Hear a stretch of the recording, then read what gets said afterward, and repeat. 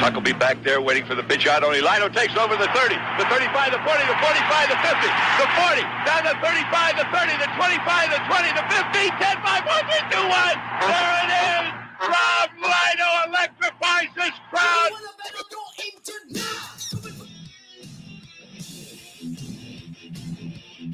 Well, good afternoon, everybody. Welcome in on this Monday, Michigan State week. Dennis Fithian with you here, Mason Blue Review. Good afternoon, Michigan football. We're going to be here all week, one-stop shopping, talking about Michigan and Michigan State. And it's exciting. It's here. We've been waiting all year long for this particular game. We'll be talking with some of the nuts and bolts and a lot of things. I got about 30 questions for Jim Scarcelli. Scar's got a half dozen keys to the game that he's going to get into. And if you're somebody that's just joining us, welcome in, man. This is a good time. I'd say, where have you been? But this is a good week, and it's better late than never.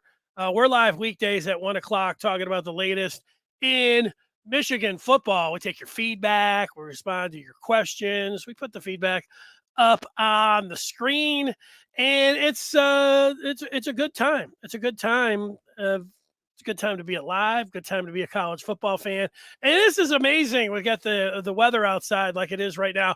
It reminds me of the weather of 2001, Michigan State up in East Lansing. I can recall around this time of year going up there, and it had an RV, and the weather, it gets to be like, so you appreciate it a lot more when it's like it is today. And outside here in Washtenaw County, a studio is just a stone's throw away from Michigan Stadium. And it's going to be 75 today. It's going to be in the 70s tomorrow. And then that's it. The 70s are done until probably May. But, so you enjoy it. But what I remember is that it was even a little bit later than this year, and the weather was like this.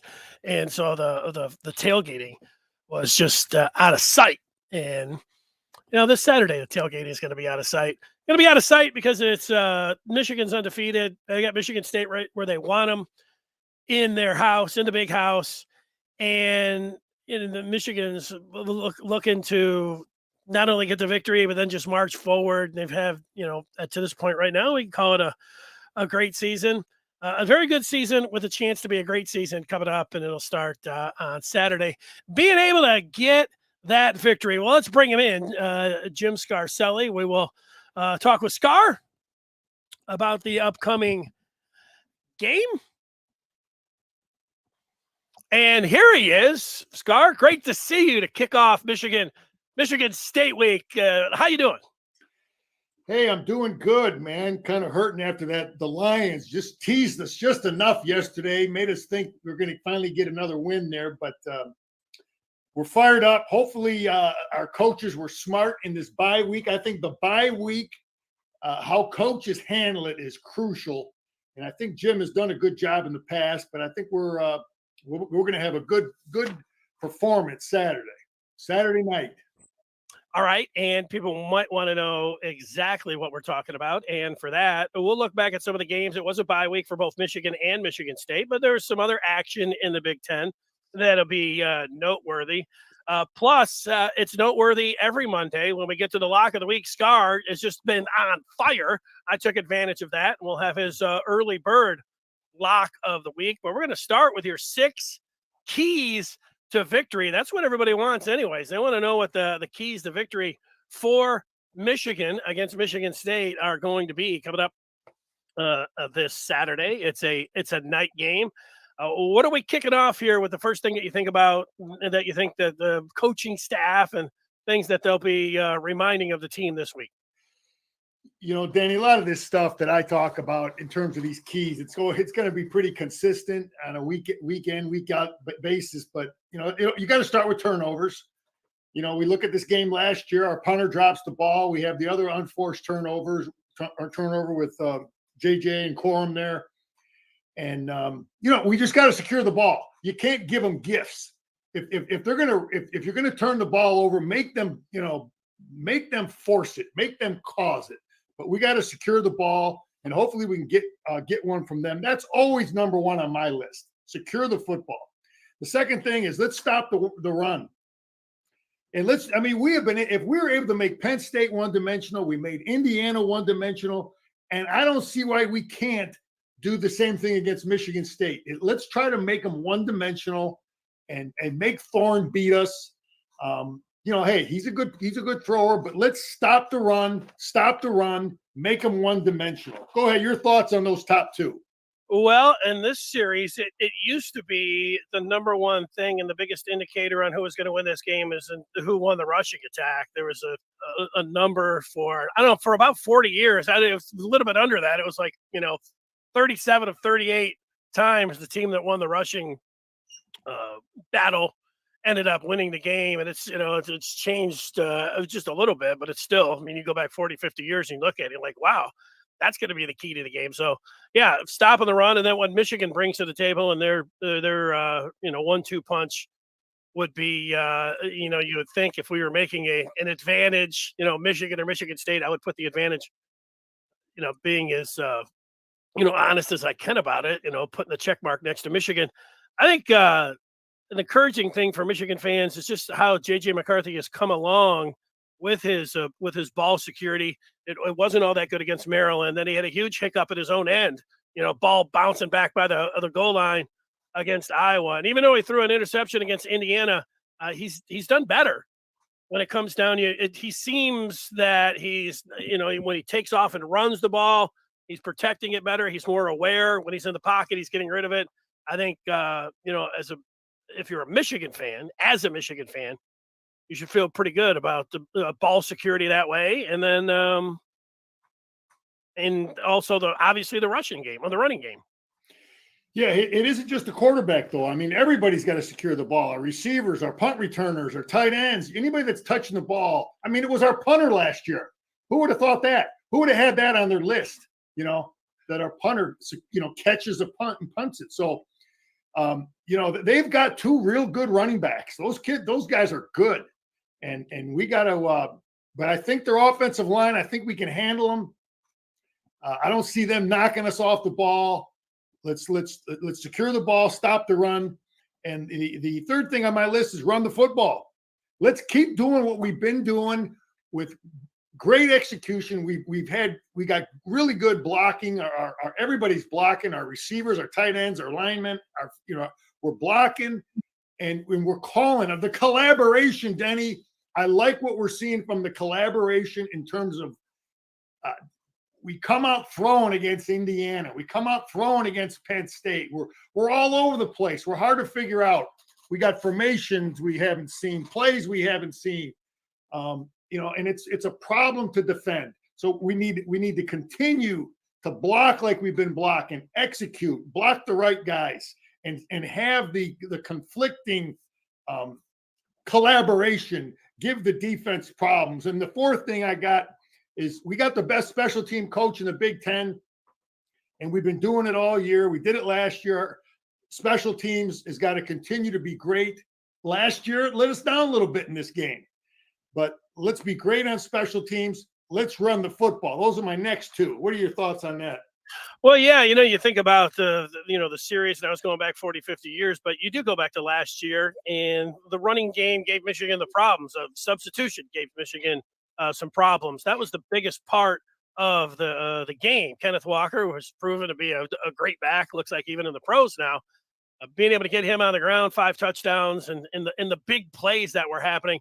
I think the good part, where you feel good again if you're Michigan, is that Michigan has been able to just make some gigantic plays here in the running game, in the passing game. And last year it was Andrell Anthony. He's from East Lansing, and then he had that big 90-yard touchdown, 93 yards against Michigan State last year. That's big plays. Michigan has continued to be able to get along with their running game and everything you're talking about, big plays, which is something that you're talking about winning and being one of the top teams in the country. It's a nice thing to have. Yeah, hopefully, maybe he'll come out of his hiding here, and we'll utilize him some more. But he's been in the game, not as much probably as he would like. The fifth thing I have on my list, and it mainly relates to defense, is we got to be gap sound. Now, does that mean is it relates to stopping the run? No, it can be stopping the pass too, in terms of the way we pressure Thorne. So I got gap sound, contain Thorne. When we run our blitzes, because we've had problems with this at times, we got to be in the right gaps and be gap sound on defense. It was a problem last year, stopping their running game. It was a problem. He found seams in our rush, our pass rush. So let's be in the right gap and let's control and contain Thorne. Now, listen, he can run. He's athletic, but let's get a handle on it. And the last thing I have is who's going to make plays. Let's make plays. Let's out-make plays the Spartans. We're going to have more guys make big plays for Michigan. We're going to make the great catches, make the big runs, make the big tackles, maybe block a punt. We got to make plays. Because I'll tell you, Danny, right now, I looked at this. They got 22 points on this game. I think that's crazy. I don't care. I think that's way too many points. 22 points is too much. This game should be 10.5, 11.5 points. I just think it's way too many points. They just beat Wisconsin. Wisconsin was a rejuvenated team. But Michigan State they're just a dangerous team. They got receivers. They got a quarterback that's beaten Michigan, and they got athletic running backs, and they got some guys on defense that they're gonna really commit to stopping our run game. We're gonna have to throw the football, and that's the weakness to some of the things they do. But JJ's got to play. Our receivers got to catch. And but they're going to really gear up to try to stop our run game. Yeah, I agree with you. If you've watched this particular series long enough, and you know about rivalries, and you say, well, how do you factor that in? Isn't it going down to talent? This particular game, the emotion that's there all year long in the feeling out process. I would tend to think that this would be a pretty close game up until half, and then Michigan, if they can make their plays and do all the things that you just talked about, which I think is a very nice list all throughout there, be able to run the ball, stop the run, make sure their gaps out, have their techniques, win the special teams battle, write down the list of all the things that you're doing there. I think they can get into the second half and start making plays. So I'm with you and where you're at. I think it's going to be a closer game. It's not like, I know people they're excited, no, we want a bloodbath. We want to win by 50. Sure, you want that. It'd be really nice to have. And, Vegas, there's always the argument that those guys know what they're doing. They're not getting caught up in any emotions or anything else. So let that be your guide. That's fine. But, also there is a part about this series where in all rivalries, but, this one in particular that ends up where you feel like it could be closer than people are thinking. So I'm with you on that. Nothing to dwell on, hey, or tell Michigan fans to pat Michigan State in the points or anything. So, but no, feel confident, but know that this is probably going to be a little bit closer game than 20. Yeah, because I have a lot of respect for their offensive coordinator. I mean, I think they scored the most points on us last year. Up until Ohio State, right? I think. Or maybe even the regular season. I think Michigan State scored the most points on us last year. Their offensive coordinator is good.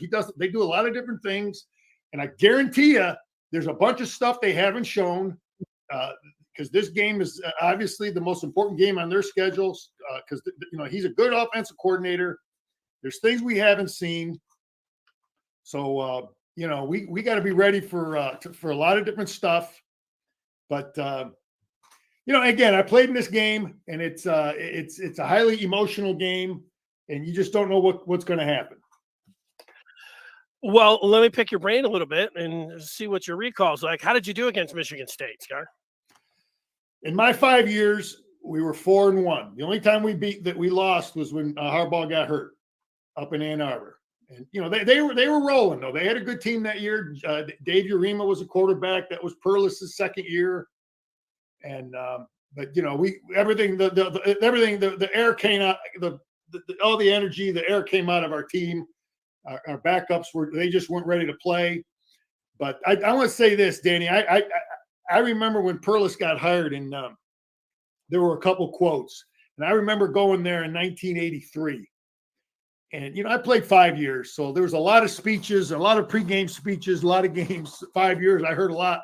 But that team that went on that field in East Lansing that day, because our coaches were all fired up because Perlis had made some statements, how they were going to do this and that, and how they, and I just remember a football team that was so emotional. I've never seen it since as a high school coach or college, but we were emotional, and we crushed them that day. But yeah, we were 4-1, and just the one time. But it's a game that you'll get great effort, and it was very easy to get ready for the week of practice. You'll know that. And I said in the past, it was the only time we practiced at the stadium. Because Bo emphasized it, man, and I think the other coaches that followed them too did. Whether we always won in the past, but I don't believe there's ever been a Michigan coach that didn't emphasize this football game. Well, your former teammate, now the current head coach, Jim Harbaugh, it wasn't in this game. It was leading into the Ohio State game when he guaranteed a victory, that they're going to go down and, you're going to beat Ohio State. This isn't quite to that magnitude, but it is also, you would put it in the category of bulletin board material. Donovan Edwards last week said that Michigan was going to win the game, and he said we're going to leave them no mercy kind of deal. That's what we want to do. And I said that's what we want to do. You could try to trump that up. You could say that's a guarantee. I didn't say guarantee. What did you think about the statement? What do you think about bulletin board material? I think it's overrated. It doesn't. It just doesn't do anything to. I mean, Denny, you can only have if we give it a percentage as a guy preparing to play a football game. You can give 100% effort in your preparation, and you're going to get it whether this guy from the enemy is talking or not. For me, I'm just speaking about for me. I think people want to make comments about the Michael Hart statement that it excited their program. It made a difference. I think poor coaching from Rich Rodriguez and a lot of those things had a bigger factor than anything that come out of some player's mouth. So, I'm just talking about me. Maybe it's the kind of stuff you might need if, it's a game that's hard to get up for, and you hear the opponent talking. It might give you that little bit of juice to help with your preparation. But a game like this, comments from the other team, in my opinion, are irrelevant because the game means so darn much. I mean, it's on national television. You're playing in front of 110,000 people. How much more motivation do you need? It doesn't matter what some guy says.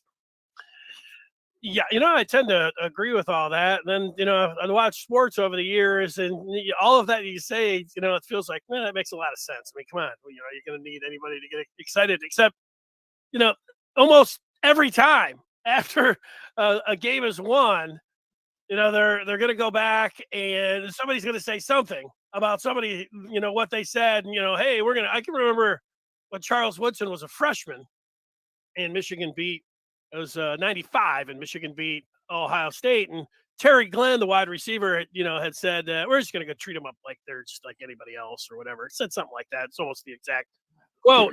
And it didn't take long for Woodson to say, yeah, Terry Glenn talked a little bit too much this week. And what he was saying, they asked him, hey, that fuel any fire with it? He said, yeah, he talked a little bit too much this week, and we wanted to show him. Now, he would have probably been, ready to go anyways for that. But, they always bring it up, no matter what. So, but here's the thing, you might, as a coach, look, you want to respect your opponent and, all those kind of things. You don't want to come out and say, yeah, we're going to kill him, obviously, or, start trolling them, those kind of things. You don't want to do that. But this is pretty benign. You're talking about Donovan Edwards, talking about we're going to win the game. And, yeah, we want to show him no mercy or have no mercy.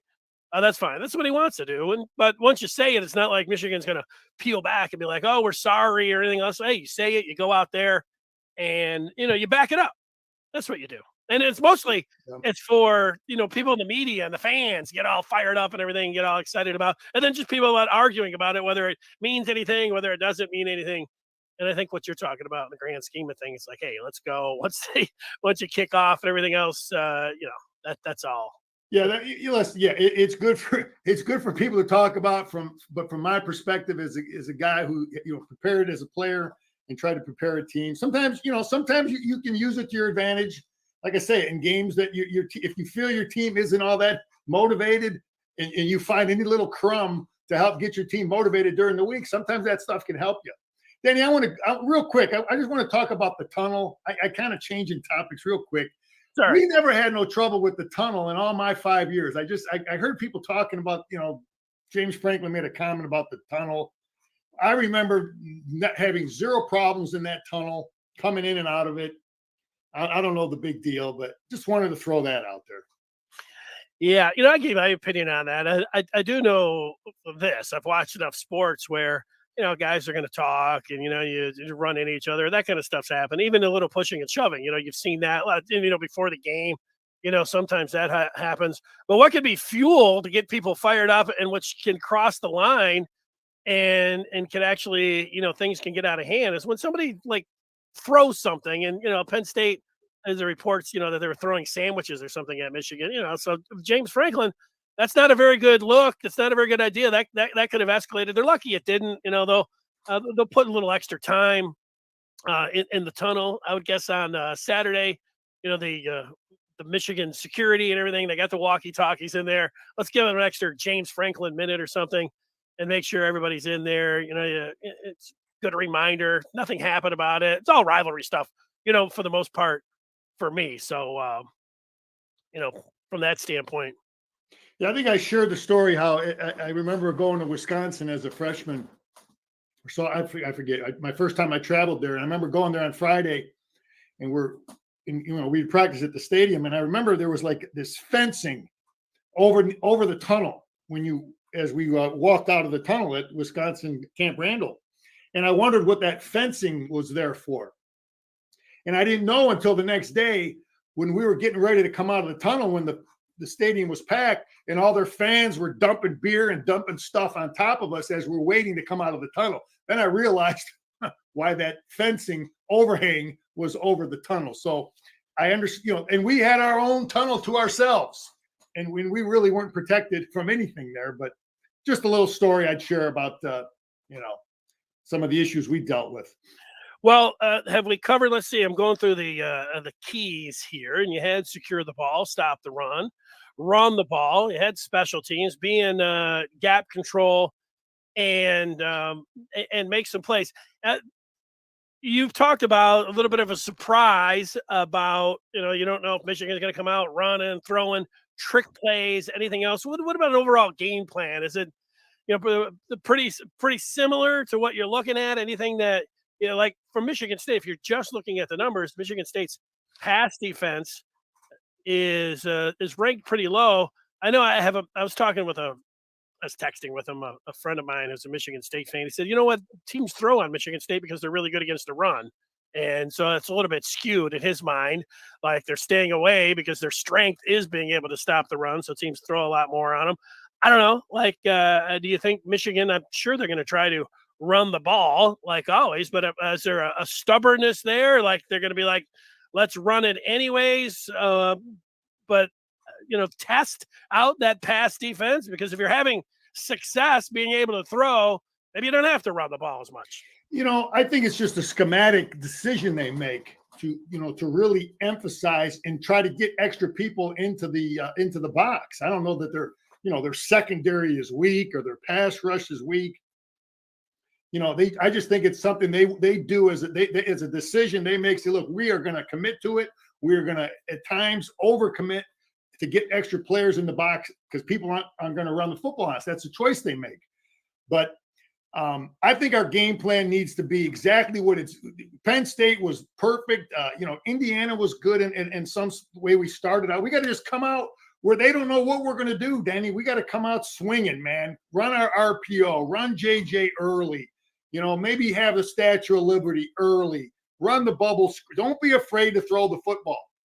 Sharon Moore and Weiss, they got to come out swinging just like they've done in the games that we've been able to move the ball. I think what we did against Penn State, we shown a lot of things that we hadn't shown against Penn State. Some different plays, some different schemes. We showed the JJ Lamar package. We ran the inside power with him. I guarantee you that one play, and we ran it off jet sweep motion, jet sweep action.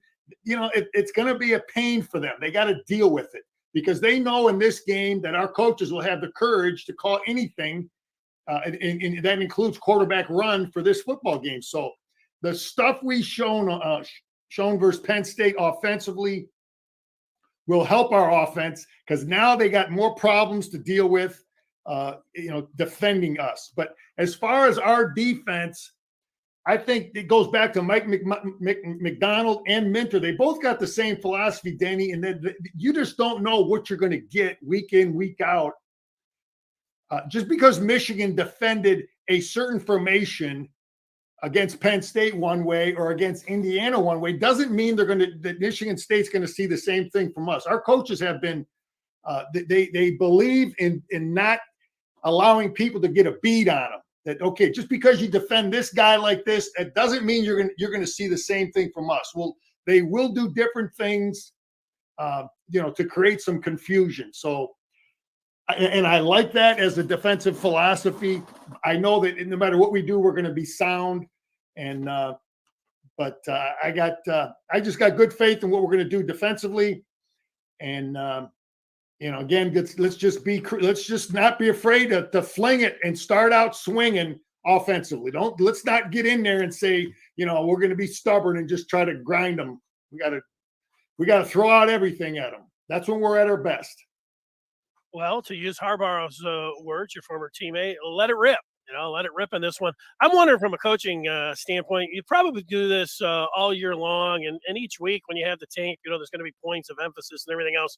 What I'm getting at here is in this particular rivalry, something that's not unique, but it is something that seems to happen and comes up, and maybe it's the fans talking about it, but it's cheap shots and unsportsmanlike penalties, and not that needs to be the key to the game. But they happen because these guys, there's a lot of, talking and gestures.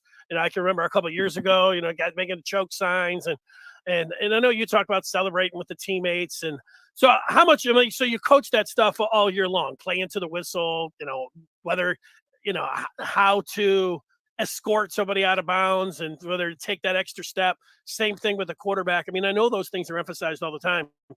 So do you get into this week? Do you have to be like, okay, no, there's going to be a little extra talking here, a little reminder, let's keep our cool here. We don't need any of that. Is that something that you even need to emphasize? Is that something that's already been taken care of? And, you realize that the guys understand that already? How do you think they handle that aspect? Danny, those are things as a coach you cover constantly, composure, and handling the stress and preparing for big game.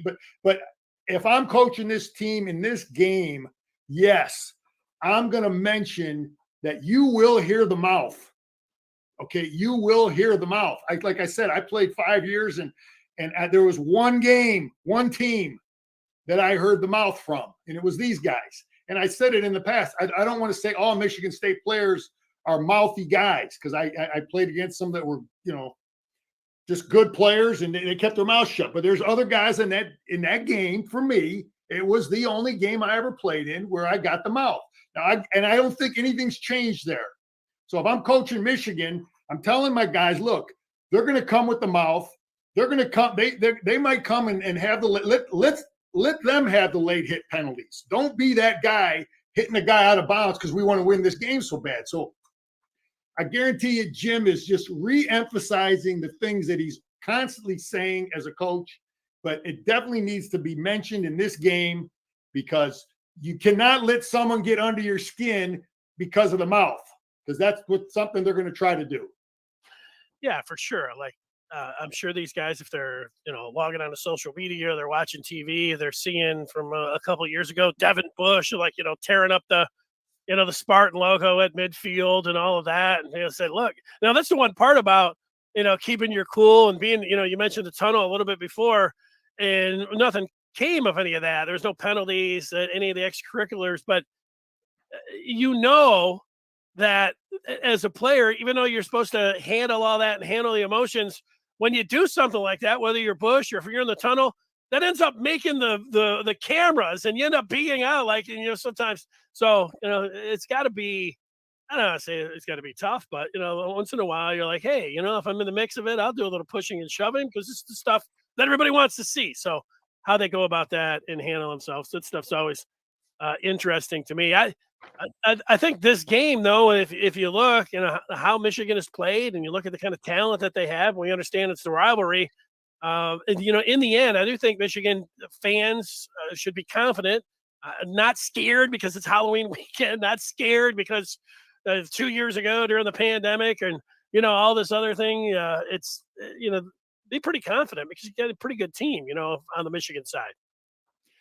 Oh, heck yeah. We're confident because everything's going right, man. We've got good players. We're playing smart. We're doing all the right things. We got good coaching.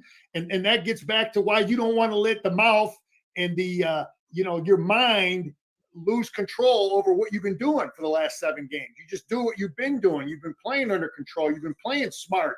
You're not letting outside influences affect your mind in a negative way. So, yeah, heck yeah, we're confident. We got good players. We got better players in many positions, and we should be totally confident. But at the same time, go ahead. Sorry. At the same time, you better respect them, man. You just better respect this team.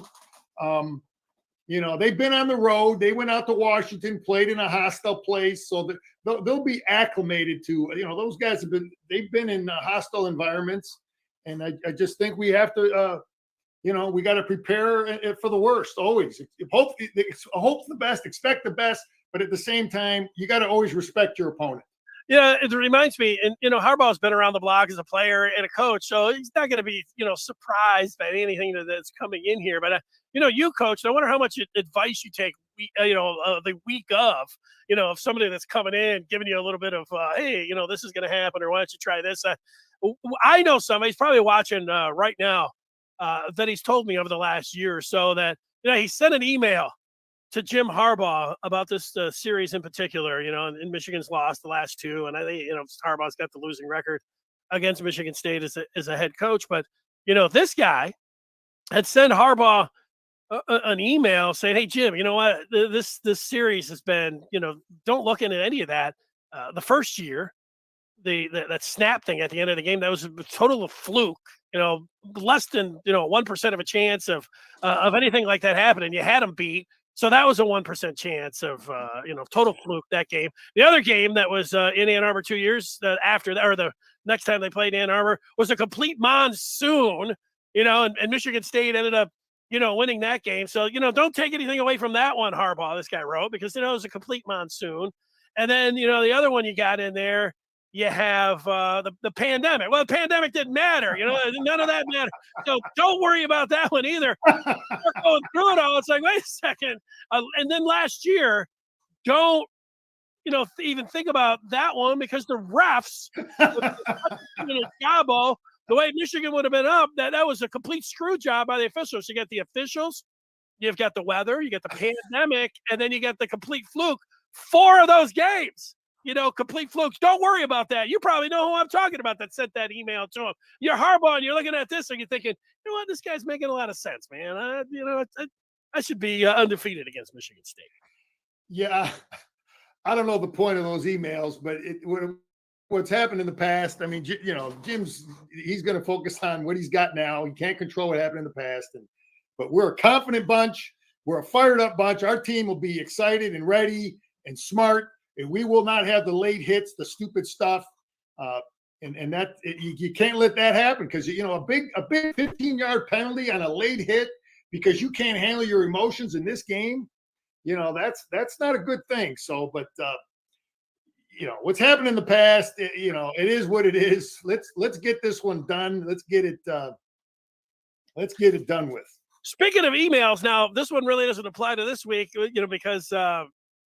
Michigan is not an underdog, but I got an email from a listener, a viewer, who said, hey, ask Scar, because, Scar was a little brother when he coached, and he went against a dominant big brother who had this great program, and said, how did Scar prepare his team and knock off his brother in some of those big games? Is there anything that he did that, was different when he was the little brother going against, the dominant big program and ended up beating him? Hey, they were good. They were well coached, and we had battles, and you just get, you do the best you can. Are you talking about my high school team against my brothers? That's what the email is about. The guy was like, hey, the Scar should have never won any of those games. He would have been a 40, 50-point underdog in all of them, but he got a couple victories in there. How did he do it? That was basically, I don't have the email in front of me. I get it. They're a great program. They've won state championships, and we had some success too. And we came out on top a few times, and on the bad end most of the time, but I don't have any regrets about how we prepared for them. And there's no shame in losing to a team like that. Would you talk to him that week, or no calls? No, we didn't talk much. That's 1 week we didn't talk much. We would talk, we would talk all year long about, the opponents, this, that, get some thoughts. And that was 1 week. I mean, we played against each other in college too. I mean, we lined up right against each other when we played Illinois for a Big Ten championship. When we punted, when they punted, we lined up right across from each other. So, we've gone against each other as players. We've gone against each other as coaches. And it's not fun. I'd rather have them. I'd rather line up next to my brother than go against them. But I'm sure, just like Jim when he went against his brother, I'm sure he didn't like that too much. I don't care. People talk about that. Going against your brother. No. I'd rather play along. I'd rather coach with my brother or play with him, not against him. That's not something I enjoyed. No, I get that. The Harbaugh, there they are in the Super Bowl. Everything you dream of, the parents are like, hey, how couldn't we have had Jim 1 year and John the next year? But, they knew they were going to end up, getting in the Harbaugh, somebody was going to be a Super Bowl champ. How would you evaluate? Did you go back and look at the film individually against your brother? I mean, did you win any of those when you're down there on the punt team? Did you hold your own? Yeah, he was good at it. I was, pretty good at it. Punt protection and punt return. He was the best I went against all year. And we used to talk about different players that because we were both the same positions on punt and punt return, and we would talk about that.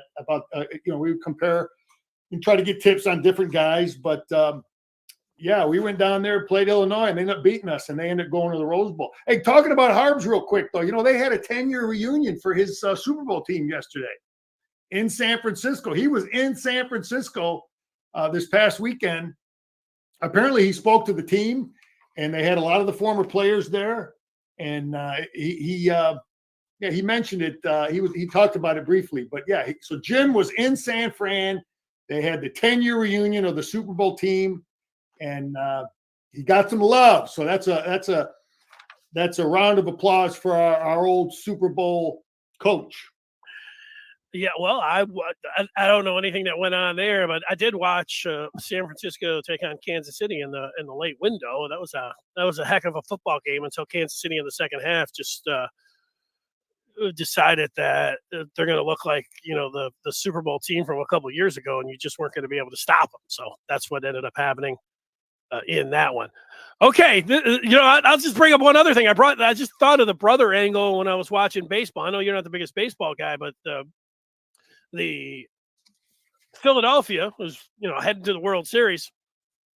They were taking on San Diego, and the two brothers were matching up for the first time ever in the postseason. You had the pitcher going up against his little brother, and they'd cut to the family there, and the little brother got a hit, and his mom was all happy, and she's going to high five the dad. The dad didn't know what to do.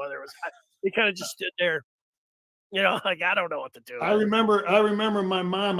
One of her friends was a sewer, and she made her a scarf. He had Michigan colors, maize and blue on one side, and Illinois colors on the other side. And they used to sit when we played, when we were coaching against each other, they would sit one half on my side, the other half on the other side. But Scott, what about, let me ask you some quick hitters here before we get a lot of other stuff to get to, including what happened in the Big Ten and your pick of the week and all of that. But so you grow up in Michigan. Were there any in your family? Did you have any family that ended up going up to East Lansing and that were went to Michigan State? And how about wherever you lived? I mean, like your next door neighbors or anything else? Did you fly a flag? I mean, you got a Michigan flag out on the porch this week. You doing anything like that? Give me a little idea. Well, my flag is hanging 365. I got you got a Michigan flag out there. Oh yeah, I'm hanging strong 365. The American flag and the Michigan flag is always out there. But my best buddy went to Michigan State. I had a lot of friends that went to Michigan State. Couple of Michigan people, but it was a tough decision for me, and but there was always a rivalry there. But Michigan was dominating when I was coming up. We were dominating, and that's one of the things Jim has to recruit against now. When I was, you think back at the 80s and 90s, you go into a Michigan high school, 1985, 1995. The kids were wearing Michigan stuff. They were conditioned. That was it. Michigan. If you're good enough to go to Michigan, you go to Michigan in the 80s and the 90s. But the last 20 years, with D'Antonio and Rich Rod and the things that have happened, you go into a high school in the state of Michigan now, it's a little different. You got a lot more Michigan State fans.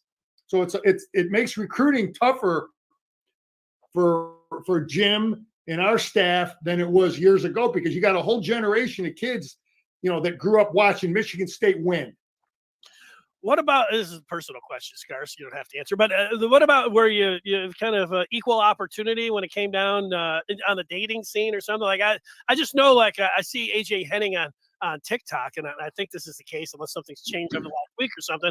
I think his girlfriend goes to Michigan State, and so this would be an interesting week for Henning and everything else. But like, when you were going to Michigan, if you knew the young lady was from Michigan State, were you like, no, automatically? And then after that, if you'd met somebody and you're like, hey, you're talking to a young lady, and at some point it's going to come up, like, well, you really like him. She's like, yeah, well, I went, Michigan State, and where you just like, okay, that's I'm moving on. Nice to meet you.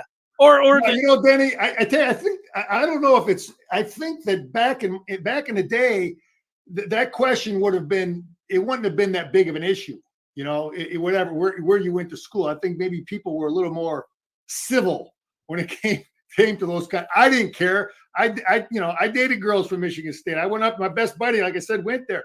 But I think there's some situations now, because it's so. I don't know. I don't know if it's more heated and hated now, but it didn't bother me. But now I don't know. I don't know. It didn't bother me either. It isn't a deal breaker. It's surprising to me how much when you talk to Michigan fans that they're like, all right, oh, are you kidding me? I would never do that. Or you're even thinking about marrying somebody, like, absolutely not. That's not going to happen. And then there's some people that are like, yeah, well, Michigan State, but Ohio State, absolutely, so I don't know. I'm trying to have some fun with it, but no, you're right. But you're right, Danny. I think it might be a little more hostile now than it was, 20, 30 years ago. Yeah. It makes for interesting. It makes for interesting discussions when it comes down to it, and if it ends up going all the way to a wedding or something, how the reception ends up playing out, all those kind of things, bye weeks, and what you do with your kids, where they, what they're wearing. I know a lot. I've got a cousin who married. That was a Michigan State fan, and they married, and then but the gifts that would go to the kids, people inundating them with a lot of maize and blue little onesies and a lot of that kind of stuff, and then you feel like the other side of the family, they got to come over the top with a lot of green and white, and then I don't know, always a big decision. I don't know, I never went down the road to what they decide to wear actually on Saturday. I would, if I was in that situation. My wife's a Michigan fan, so I never have to worry about that. But if she wasn't, it would have been weird. I think I would have been like, we'll go with the team that that won the year before, which wouldn't be really nice, for the kid to be decked out in any green and white. But I would know that after the Saturday, he or she would be wearing maize and blue the following year. So I don't know. Okay, Scar, let's go to the next issue, and that's, there was college football, even though Michigan did not play. Ohio State was in action at home against Iowa. Iowa actually took the early 7-3 lead. Later on, you had Penn State taking on Minnesota. I watched both of those games. I wonder how much you took in, if you had any takeaways from Buckeyes, first Buckeyes and Hawkeyes. Well, look, Ohio State can throw the ball. They got great receivers. They can run the ball. They don't do a lot of things on offense, but what they do pretty good. But Iowa defended them, man. And Ohio State has shown throughout the year that they will make mistakes. He threw some picks. They had trouble. And Iowa had they let Ohio State move the ball, but then they settled for field goals. How many times did Iowa force them to field goals in that first half? I didn't watch much of the second half, but I continue to see things that I like from Ohio State that is encouraging for Michigan. The Iowa ran the ball a little bit, so I continue to build more confidence every time I watch Ohio State play. But Penn State, Minnesota didn't have their starting quarterback. Penn State, D'd them up a little better, and were able to move the ball. But we'll see this week. Penn State, Ohio State. I think Penn State will. I think they'll match up with that great secondary Penn State has, and the things that Ohio State does. I think Penn State defensively will match up better against Ohio State's offense than they did against Michigan. So I think that game will be. It's 15 points now. That could be a game that Penn State could have a chance to win. Or not to win, but a good chance to cover. I think that's a lot of points, but I think they're going to defend and play them better. Yeah, I felt a lot more confident in Michigan's chances at the end of the year to go down to Columbus. If Iowa, and I hate to say this because these guys are in college, but I've never seen worse quarterback play, from a Big Ten team than what Iowa was bringing to the table, and they finally pulled the starter. They put the backup in, and he fumbled on the first snap. If they even had a mid, range quarterback to get in there and do anything, Iowa, they would have been in that game in the second half with a chance to win. But they just have, they've got zero playmaking ability from the quarterback. That's what I took away. The other thing, people have been talking about Michigan's red zone touchdown efficiency. You look at all the numbers throughout and say, okay, how are they doing here, that? And, they were, I think 22 ranked, and that's, where they were, heading into this week. But Ohio State was way up there at the top, just behind Clemson. And it was striking how many times, I think, whatever it was, they only had to settle for 2 field goals, and they had tons of touchdowns. So I was like, man, Ohio State gets into the red zone, man. They were the second best over halfway through the season. Like, great touchdown efficiency. And then, like you said, man, they could they're going to drop big time after that game against Iowa. So yeah, that was encouraging, man, because that was our game plan last year. One of many things. You got to hold them the field goals, keep them the field goals, tackle in space. Somewhat contain the run game, but Iowa just had no offense. I mean, our offense is going to be way better than that. Right. And Iowa doesn't. I don't know how long he can continue to go with that style of offense. I mean, I get it. They can't recruit as many skilled kids, like an Ohio State or Michigan. They want to be in that kind of a system, but they can open things up to give their quarterback the ability to run that can create more problems for defenses. But yeah, their offense is just, prehistoric. And you put so much, you don't help your quarterback with just everything straight drop back. It's just tougher throws. Scar, were you ever in a situation, I was going to ask you last week, and Clemson fans stormed the field after they beat Syracuse, which was a little bit of a surprise. But the Tennessee fans, they stormed the field and grabbed the goalpost. So 2 questions. One, were you ever in a situation where the fans stormed the field? And then somebody had told me, I'm thinking, did you beat Purdue one year for a Big Ten championship? What is that? An 82? Yeah. You beat Purdue, and then you had to go down to Ohio State. And somebody told me that, and it happened in the early 70s as well, that they remembered that Michigan fans stormed the field and took the goalpost and took them out of Michigan Stadium or took them down. So there's the two-part question for you. Now, you're a player, you might not know anything about, you're getting up the tunnel and getting out of there. But do you have any recall of? Yeah, I remember. I remember when we played Illinois, 1983. That game came down to the Big Ten championship, and the game ends, and their fans are rushing on the field. And you want to get back to the locker room, and there are some drunk, crazy fans, and you don't know what they're going to do. And some of them are in your face as you're trying to get off the field. And I know we just had that circumstance with the Alabama kid. I don't know what he did to the Tennessee fan. Punched her. Yeah. Well, I didn't punch anybody, but I do know that as a player, you kind of, you want to get off the field, and there's some crazy people. So, I remember being a tad aggressive to get away from some fans. And I also remember when we played Iowa, when they were number 1 and we were number 2, when that game ended, that was another hostile environment that, you want to get off the field because you don't know what someone's going to do. And, but there's no reason to punch someone. You got a helmet and shoulder pads on, just run off the darn field and you should be okay. But at the same time, I do understand that situation, and that there are people that have been drinking all day and you don't know what they're going to do. And they showed signs. There are some people that I remember showed signs of potentially being aggressive. Let me just leave it at that. There you go. Yeah, 82 Big Ten champs with Anthony Carter, Robert Thompson, and Paul Geargash as the captains. Michigan was the Big Ten champs, and the last home game that year was against Purdue.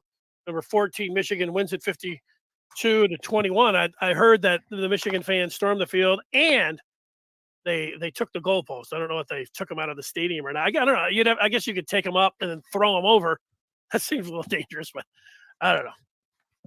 Yeah. I don't remember that. We got off the field pretty quick. Yeah. That was something that we got off the field quick there. I don't remember much. I remember when we beat Iowa one year, like maybe 83. I think we kicked a field goal at the end or something. I think I remember the fans coming on the field then, but 16-13.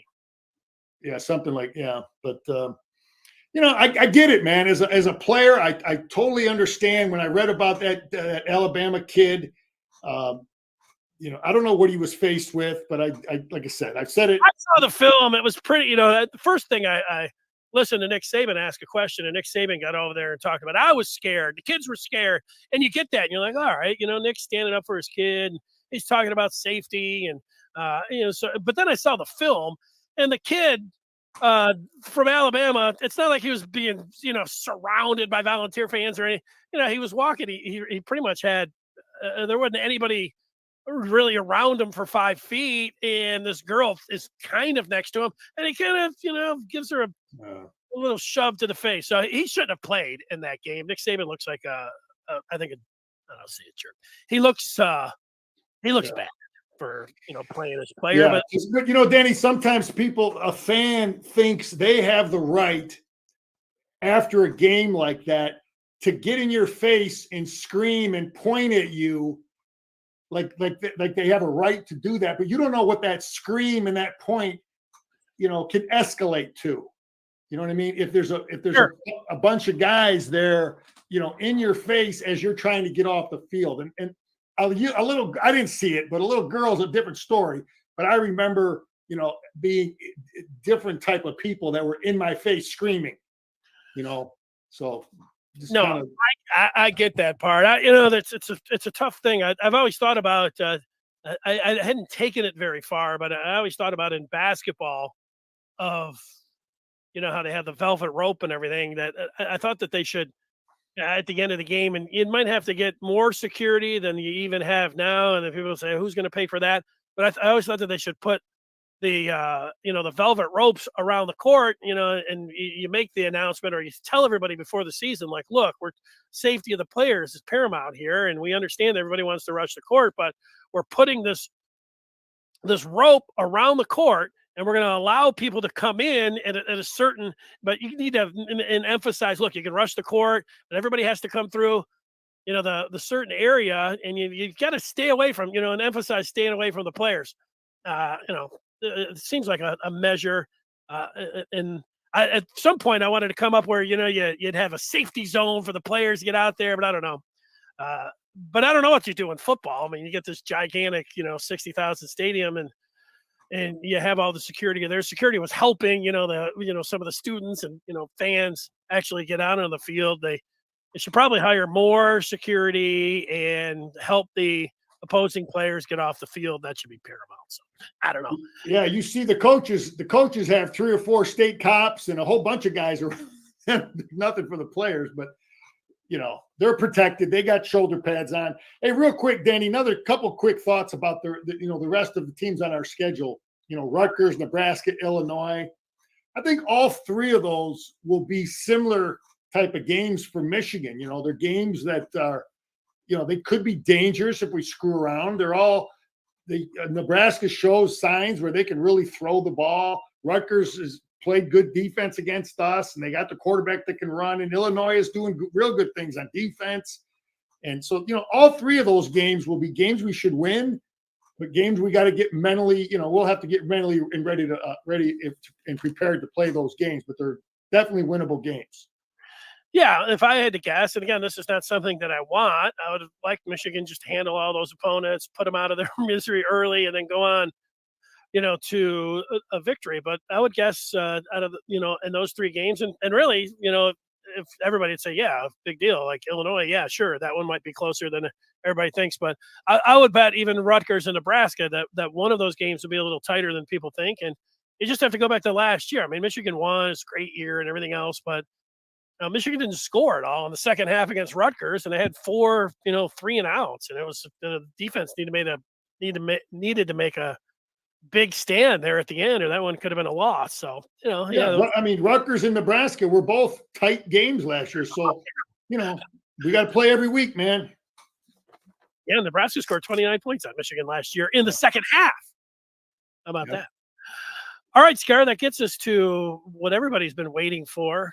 They've been sitting back. You've been making everybody all this money. I owe you a couple dinners and everything else, but I have to tell you this, I was up early enough on Saturday where I was watching game day, they're doing all their things. They're out there in Eugene, Oregon, and it's pouring rain and everything, but they go to the moose or the bull. What's his name? The guy off to the side? The bear. Bear. No, so the bear, he's got I was saying he looks pretty good with that bald head and the glasses. He's got his computer over there. But he's got his board, and he is adamant that his lock of the week and the lock of the century is Louisiana Monroe against Army. And every time they go to him, he points out, because they kept giving him a hard time because it's a service academy, like he didn't like the United States or anything. He kept saying, look, I'm just looking at the game here. It's nothing about that. But he said, Army has not beaten anybody. No FBS teams. This is not the same Army team as years past. I mean, this team's a joke. This is his lock. And I'm thinking, wow, Scar's lock was Army. And but he ended up winning that one going away. Well, Danny, I'll tell you what. I'm no football genius. The bear, he probably knows a heck of a lot more about cameras and, TV production than I do. Food. But I've defended a lot of different offenses, and I kind of understand, the mindset of teams. And I guarantee you, Bowden didn't want to see Army on that schedule. When he plays 7 games, and now he's got to prepare for these guys. Because I looked at it, they only had 1 week to prepare for him, and he played him a couple years ago, and I think Army beat him by 30. So there was a lot in my, I always do a little research on it. I don't just throw stuff out there and, throw it on the wall. There's always thought that goes into my picks. And I just thought they'd have a hard time stopping them, which they did once Army figured out what they do, So anyway, we've been on a roll. I thought Army was a good pick at home. And I like Oklahoma now. Oklahoma's my pick. They're -2. They got their quarterback back. They're going to Iowa State. Iowa State's pretty good on defense. Former GA at Michigan, guy I knew when he was there, a guy named John Haycock. He was the head coach at Youngstown State, but he's the defensive coordinator at Iowa State. But they don't score many points, and I think Oklahoma's going to outscore them. I think they got their, Oklahoma's got their quarterback back. I think Venables will get it together. So Oklahoma -2 on the road. I think that they're going to get their offense going. That's the pick. And I tell you, another pick, I hate to say it because I never do bet this, but I just think 22 is way too many points for the Michigan State game. I think it's way too many points. Just throwing it out there. But I can never push that button to bet on the green. I don't care what the odds are. No, I don't like, there's before gambling. So it's only been just over a year, right? That gambling's been legal. And I know I had friends, in fact, my dad bet his entire life. So, but people that were gambling all the time. I always thought, and I played fantasy football. I always thought I don't need to gamble to watch the games or anything else. But then, I've started a little gambling since it's been legal. But then I used to always tell people prior, it's like, never bet on the Lions. That's number one. And never bet on the team that you really like. So don't bet on Michigan. I'd say certainly don't bet against Michigan. I would never have done either of those teams, either of those things. And yet, I have I've done some of the props on Michigan.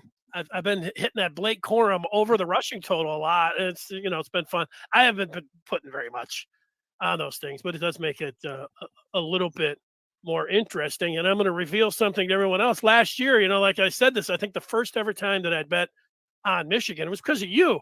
You told me that Michigan was playing North Carolina, and you're like, what I really like? I've been studying. I look at these field goal percentages and what's going on. This total in the Michigan North Carolina game is way too high. And I thought, wow, way too high. Scar thinks that. So I went with the under. Michigan, North Carolina. First time I'd ever bet on the Wolverines. And Scar, it was a dead under. Like at a half, it's like 30 to 29. I'm like, this is an automatic win. This was the easiest bet I ever had. You gave it to me. You're on top of that. You looked at the field goal percentages. And that's what got me off saying, got me on the road to thinking, Scarcelli's looking at the numbers. He's not just flipping a coin when it comes down to these games. Yeah, you got to do your research, man. You got to understand matchups. Betting is so much. I can't figure out pro football at all. I can't. They all run the same thing. The only team I like to bet is when the Ravens are involved, because a lot of teams don't know how to defend the things they do with Lamar. But I stick with what I know, and I just know as a coach, you understand matchups. What teams give certain defenses problems, what teams don't. Which guy knows how to defend this, which guy doesn't, and you understand that as a coach. Again, I've said it. I remember Bo would go through the schedule, and he'd go through it mid-season, and he'd say, this team's going to beat this team, and that team's going to beat this team, and these guys won't stop. And he was right all the time because he understood, the other teams in the Big Ten. And if I could have been betting, winning money, betting on Schembechler's thoughts about these other teams because he knew the Big Ten. He knew what teams and how they matched up against each other, and that's really what betting is all about. Well, let me throw you a curveball here at the end. You mentioned them earlier, the Lions. They had the bye week. Tony Romo kept saying, "Oh yeah, they worked on this turnovers, man. You can really tell. The bye week they put a lot of different things in. And here they are in the fourth quarter, getting down to the goal line, ready to take the lead on the Cowboys. I'm thinking, Lions look really good. And their number one wide receiver gets knocked out of the game. They don't have DeAndre Swift, so all of these things. And yet here the Lions hanging in there. And they get down to the half-yard line. They fumble the ball, going a disaster. I mean, the Lions fans. They've seen it a million times, so they feel it. But here's the question to you, Scar. The phone rings. I end up, giving Sheila Hamp, who's the owner of the Lions now, and she calls you up, says, Scar, I've been watching your Monday shows about Michigan, and you do a great job, and but I need some advice from the outside. What would you do with Dan Campbell? He's a season and a half in, but the fans are thinking that maybe they fire him. You look at a guy that's a Michigan native and Dearborn native, Robert Saleh, what he's been able to do with the Jets. You look at some of these other teams that were in a similar situation, sad sack teams that like the Giants, and Dable, like they didn't look like they got freaking a quarterback that they didn't give his fifth year for, what would you do with Dan Campbell? Danny, I just would try to evaluate. You got to evaluate everything. You look defensively. That kept them in the game. They made some adjustments. Are they making improvements? How much of their problems can they not control? Like some of the injuries. They're stuck with this quarterback Goff. Can you win with this guy? He inherited him. Did he really want him? I see a team that. They were real close at Minnesota. I see a team that I would give more time to, Denny. I'm not firing him and his staff right away. They fumble on the goal line.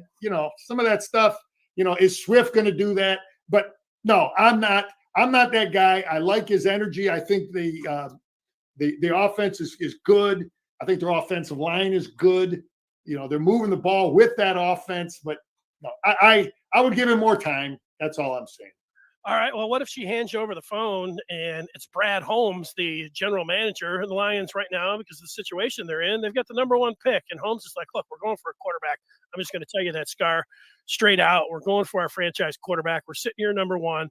I'm asking you, CJ Stroud is 6'3". He's sitting there. And you got Bryce Young, who, I don't know, maybe I'll wait to the combine. He might be only 5'11". He's sitting there. You're going to take a 5'11" quarterback. He's a hell of a player at Alabama. Will Levis, he's sitting there at Kentucky. Those seem to be the top three guys. Scar, can you make the pick for me today on October the 24th? Lions have the number one pick. Which of those three quarterbacks, if you had to select one today, which is weird. Yeah, Denny, I would want the guy that's, who's like the Mahomes, who's that guy that can move a little bit, who's accurate and can move a little bit. And I think that's the Alabama kid. I don't know where they're all going to end up being ranked, but I always want the guy on my team that can, I want JJ McCarthy, man. I want a guy that can make plays with his legs. That's accurate as heck. If that's the direction they go. I don't think the kid at Ohio State runs as well. And is gonna help you when things break down as well as the kid from Alabama. But yeah, that's probably the direction I would go. Yeah, but the kid from Ohio State's got the prototypical size. That's the one thing. The only thing about Bryce Young, he makes a lot of plays, but he's just a little guy. But that's not as been a big deal for since Russell Wilson came in.